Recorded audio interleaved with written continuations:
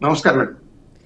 రామూర్తి గారు చూస్తున్నారు కదా, చెప్పండి. ఆపరేషన్ గులాబీ ఇది కాంగ్రెస్ నినాదంగా వెళ్తున్నట్టుంది. అంటే ఎంపీ ఎలక్షన్స్ అంటే లోక్సభ ఎలక్షన్స్ కి ముందే బీఆర్ఎస్ ఎల్పీని లేకుండా క్లీన్ స్వీప్ చేయాలని కూడా ఆపరేషన్ గులాబీని చాలా శరవేగంగా చాప కింద నీర్లా కాంగ్రెస్ చేస్తున్నట్టుగా రకరకాల వార్తలు వస్తున్నాయి. చెప్పండి. ఇది వాళ్ళు అందరికి నమస్కారం. మా శేష్ గారికి, ప్యానెల్లో ఉన్న పెద్దలందరికీ, బీఆర్కే న్యూస్ పెద్ద న్యూస్ చూస్తున్న ప్రతి ఒక్కరికి కూడా హృదయపూర్వక నమస్కారం తెలియజేస్తూ, కాంగ్రెస్ పార్టీ వాళ్ళు పాపం వాళ్ళు ఏం చేయాలో అర్థం కాక పగటి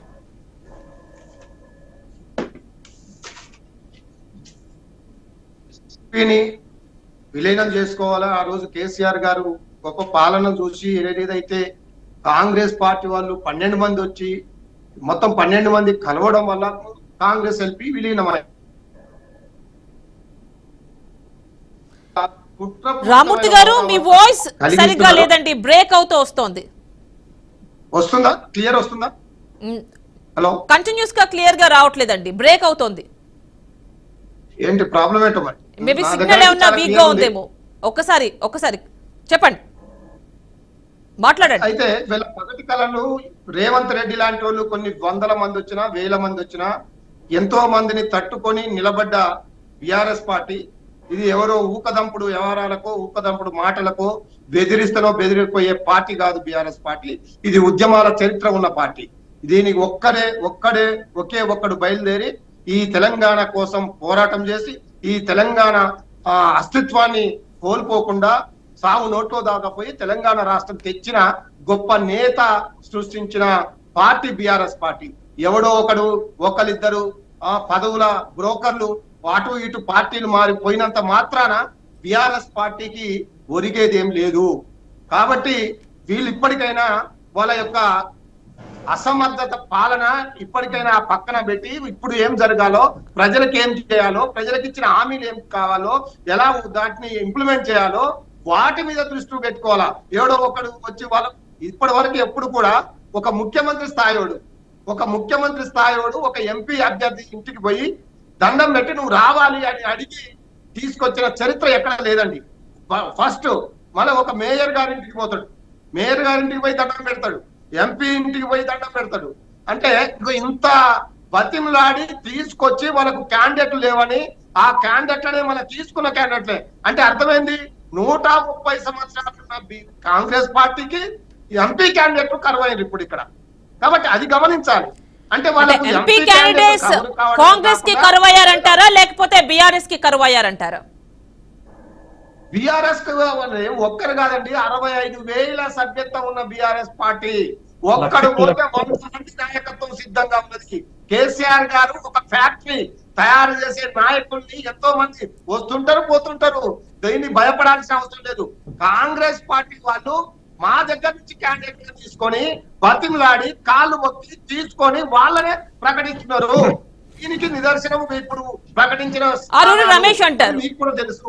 కాబట్టి కాంగ్రెస్ ఏదో భయపెడతానో ఒక్కరిద్దరు పోతేనో 12 మంది అని ఇష్టం వచ్చిన ఎల్లో మీడియా రాస్తున్నాయి. నాకు అర్థం కాలే. ఎవరు పడితే వాళ్ళు ఏ పేర్లు పడితే ఆ పేర్లు, అసలు సంబంధం లేని పేర్లు, వాళ్లకు కనీసం కాంటాక్ట్ కాని పేర్లని కావాలని ఊహాజనితంగా కొంతమంది కాంగ్రెస్ సపోర్టర్లు వాళ్ళు కొన్ని యూట్యూబ్ ఛానల్ పెట్టుకొని దాంట్లో నడిపిస్తున్నారు. కాబట్టి ఇది చాలా దుర్మార్గమైన చర్య. నిజంగా ఎవరన్నా పదవి మీద ఆశతోటో ఏదన్నా లబ్ధి కోసమో లేకపోతే డబ్బుల మీద ఆశతోటో పోతే పోయని వాళ్ళ కర్మాన్ని మేము వదులుకుంటాం. కేసీఆర్ తోటి పోయిన వాడు బాగుపడ్డ చరిత్ర కూడా ఎక్కడ లేదు. మీరు చూడండి కూడా రామూర్తి గారు ఇక్కడ చూసుకుంటే బీఆర్ఎస్ ఎల్పీ లేకుండా క్లీన్ స్వీప్ చేయాలని కాంగ్రెస్ చూస్తున్నట్టుగా దీనిలో భాగంగానే ఆపరేషన్ గులాబీని చేపడుతున్నట్టు తెలుస్తోంది. అంటే ఆల్రెడీ మీ పార్టీ నుంచి బయటకు వెళ్తున్నారు, మీరు టికెట్ ఇస్తా గానీ వద్దు అని చెప్పి మరీ వెళ్తున్నారు. ఇదంతా మీరు చూస్తున్నారు. మీ అగ్రనేతలే కూడా వెళ్ళిపోతే వాళ్ళంతా ట్రాష్, వాళ్ళతో మాకు పని లేదు, కొత్త రక్తాన్ని తయారు చేసుకుంటాం, కేసీఆర్ అంటేనే ఫ్యాక్టరీ అని చెప్పి అంటున్నారు. మరి మీరు ఆ వ్యాఖ్యలు ఏమంటారు? నిజంగా వాళ్ళు ఇచ్చిన హామీలు 2,500 రూపాయలు వచ్చినట్టు, లేదా 4,000 పెన్షన్ వచ్చినట్టు, 2 లక్షల రుణమాఫీ వచ్చినట్టు, 15,000 రూపాయలు రైతు బంధు వచ్చినట్టు, 500 రూపాయలు కొట్ల కూటదారం వచ్చినట్టు, అలా ఒకవేళ వచ్చి ఉంటే నిజంగా బ్రహ్మాండంగా కాంగ్రెస్ పార్టీ చేస్తున్నది, ప్రజలకు దగ్గరగా అవుతున్నది, అందులోకి పోతే బాగుపడతామని ఒక లక్ష్యం ఉండొచ్చు. కానీ అదేం లేదు కదా. ఏం చూసిపోవాలా, ఎవరి ముఖం చూసిపోవాలా, ఏం ఒరుగుతుందని, ఏం జరుగుతుందని పోవాలా అక్కడ.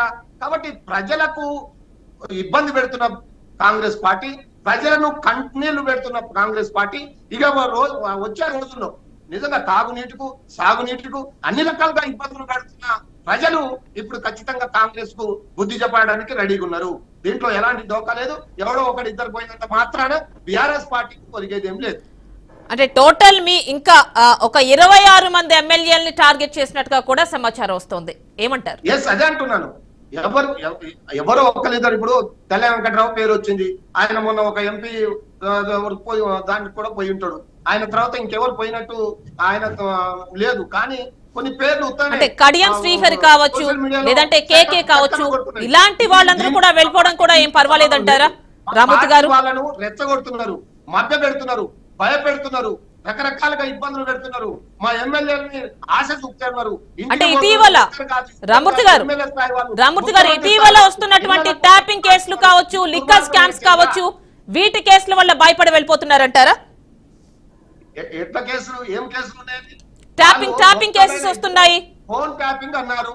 ఫోన్ ట్యాపింగ్ విషయంలో ఈ ఫోన్ మీరు ట్యాప్ చేయడం వల్ల ఇగో గీడ ఇబ్బంది అయింది, ఇగో అందుకే మిమ్మల్ని ఈ పనిష్మెంట్ కింద మిమ్మల్ని అరెస్ట్ చేస్తున్నాం అని ఒక ఏదైనా చెప్పైనా వీళ్ళకి ఆ దమ్ముందా, వీళ్ళకి ఆ ధైర్యం ఉన్నదా? ఒక వ్యక్తి యొక్క పర్సనల్ ని అసాసినేట్ చేయడం చాలా దుర్మార్గమైన చర్య. కాబట్టి దీన్ని ఖచ్చితంగా కేటీఆర్ గారు లీగల్ గా ఎదుర్కొంటా అన్నాడు. కాబట్టి కేటీఆర్ గారి కాదు, మా పార్టీలో ఉన్న నాయకులు ఎవరు కూడా ఇల్లీగల్ దందాలు కానీ, ఎక్కడ కూడా కబ్జాలు కానీ చేసిన దాఖలు లేవు.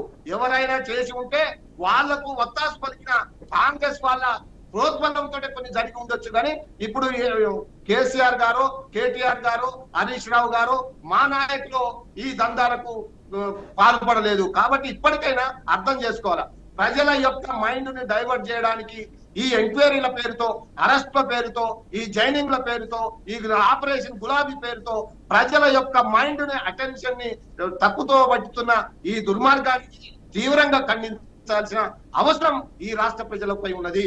కాబట్టి వీళ్ళందరూ కూడా చేస్తున్న ఈ దుర్మార్గాన్ని, ఈ చేస్తున్న దీనికి వత్తాసు పలికేది బీజేపీ వాళ్ళు ఏంది పాపం, వాళ్ళు గెలిచే చోట ఇంతకు ముందు కూడా నేను చెప్పాను, వాళ్ళు గెలిచే చోట వీళ్ళు డమ్మీ అభ్యర్థులు పెట్టి, వీళ్ళు గెలిచే చోట వాళ్ళు డమ్మీ అభ్యర్థులు పెట్టి, వీళ్ళిద్దరు తోడు దొంగలాగా, చీకటి దోస్తులాగా ఈ రాష్ట్రాన్ని భ్రష్టు పట్టించాలని కేసీఆర్ గారిని ఏదో తక్కువ. ఓకేనండి, ఒక్కసారి బీజేపీ తిరుపతి రెడ్డి గారితో కూడా మాట్లాడదాం. ఒక్కసారి తిరుపతి రెడ్డి గారు నమస్తే అండి.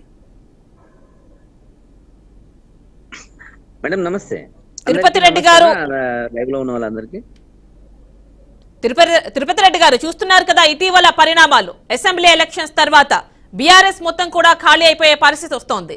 అంటే కాంగ్రెస్ టోటల్ గా, అంటే గతంలో కేసీఆర్ ఏం చేశారో సిఎల్పీ లేకుండా క్లీన్ స్వీప్, ఇప్పుడు అదే మంత్రాన్ని రేవంత్ రెడ్డి కూడా అమలు చేస్తున్నారన్నట్టుగా ఇన్ఫర్మేషన్ వస్తోంది. చెప్పండి మేడం. ఇక్కడ రేవంత్ రెడ్డి గారు, కేసీఆర్ గారు, ఈ రెండు అనేటువంటిది కొద్దిసేపు పక్కన పెట్టుకుంటే, ఈ పార్టీలు మారే వాళ్ళు ఎవరైతే ఉన్నారో వాళ్ళిద్దరూ, అంటే ఎంతమంది అయితే మారుతున్నారో వాళ్ళు కేవలం ఇంత ముందుకు కూడా అధికారం కోసం మాత్రమే వాళ్ళ పార్టీలు మారింది. ఈ రోజు నీతోనే అధికారం లేదు కాబట్టి అవతలకి పార్టీలు మారుతున్నారు. అసలు తెలంగాణ అనేటువంటిది, టిఆర్ఎస్ అనేటువంటిది, బీఆర్ఎస్ అనేటువంటిది తెలంగాణ కోసం ఉద్యమాలు చేపట్టినటువంటి వాళ్ళ భుజాల పైన వాళ్ళందరినీ మోసి ఆ యొక్క అధికారంలో కూర్చోబెట్టిండ్రు కేసీఆర్ గారిని. అధికారంలో కూర్చోబెట్టినప్పుడు నువ్వేం చేశావంటే, కేసీఆర్ గారు ఏం చేశారంటే, ఎవరైతే భుజాలపై తెలంగాణ రాష్ట్రాన్ని తేవడానికి వాళ్ళ కష్టాన్ని, వాళ్ళ చెమటను దారపోసిండ్రో వాళ్ళందరినీ పక్కన పెట్టేసి తెలంగాణ నై అన్నోళ్ళని మాత్రమే తన పక్కన కూర్చోబెట్టుకొని అధికారంలో వచ్చినాక వాళ్ళందరినీ లాక్కున్నాడు. ఇంతకు ముందుకు మీరు చేసింది మంచి అయితే వీళ్ళు చేసేది కూడా మంచి. నీవు ఇంతకు ముందుకు చేసింది వ్యభిచారం అయితే వీళ్ళు చేసింది కూడా వ్యభిచారమే. వాళ్ళు చేస్తే వ్యభిచారం, వీళ్ళు చేస్తే సంసారం, అది కాదు. ఎవరైతే వాడు అధికారం కోసం కోరుకుంటున్నాడో అధికారంతో పాటే వెళ్తాడు, కానీ వాడు నీ కోసం ఎందుకు పాటుపడి ఉంటాడు?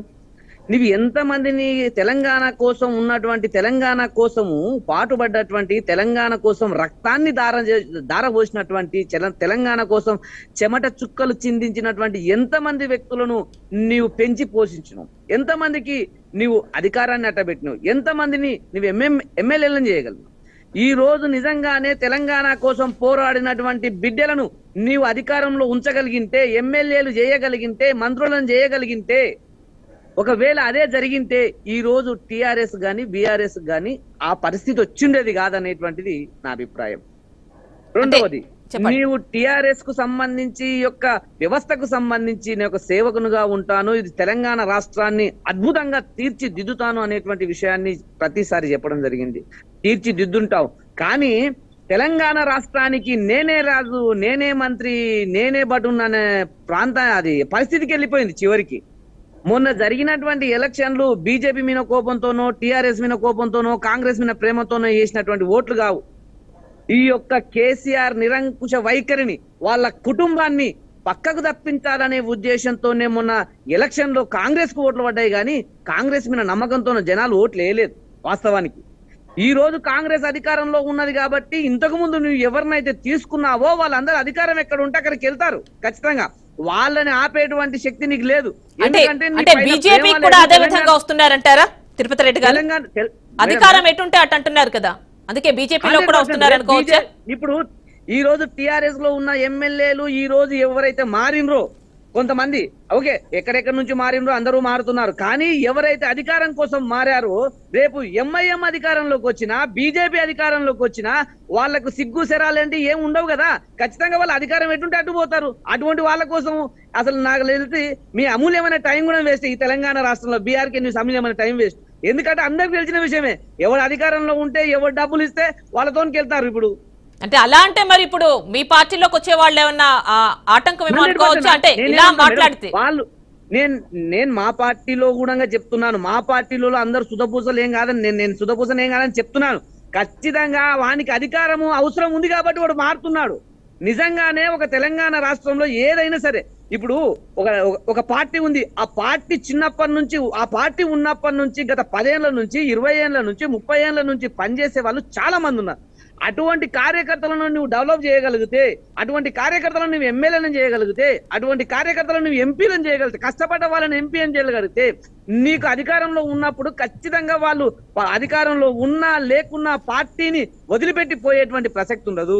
కానీ ఈ రోజు తెలంగాణ రాష్ట్రంలో కాంగ్రెస్ లోకి వెళ్తున్నారు అంటే ఇంత ముందుకు ఉన్న వాళ్ళు మొత్తం నీతో ఎందుకు వచ్చిండ్రు? నీతో అధికారం ఉంది కాబట్టి వచ్చిండ్రు. నీతో లేదు, నీతో బెల్లం లేదు కాబట్టి ఈగలు వెళ్ళిపోతాయి. కేవలం అధికారం ఒకటే అనుకోవచ్చా తిరుపతి రెడ్డి గారు? కేవలం అధికారం ఒక్కటే ఇక్కడ మెయిన్ గా వాళ్ళందరూ రావడానికి, బీఆర్ఎస్ ని వదిలేయడానికి కారణం అనుకోవచ్చా? లేదంటే బీజేపీని చూసి భయపడుతున్నారు అనుకోవచ్చా? అధికారంతో పాటు టిఆర్ఎస్ లో ఉన్నటువంటి ఆ నలుగురి నిరంకుశ వైఖరిని తట్టుకోలేక వెళ్ళిపోతున్నారు. వాస్తవంగా ఒకే ఒక కుటుంబం, తెలంగాణ రాష్ట్రంలో ఒకే ఒక కుటుంబంలో ఎంపీలు ఉంటారు, ఎమ్మెల్సీలు ఉంటారు, మంత్రులు ఉంటారు, ఒకటే కుటుంబం. ఆ కుటుంబంలో ఉన్నటువంటి వైఖరిని కూడా భరించలేక నిన్న మొన్న వచ్చి వాళ్ళు ప్రెస్ మీట్ లో పెడుతున్నారు. వాళ్ళు మంచి చేశారు.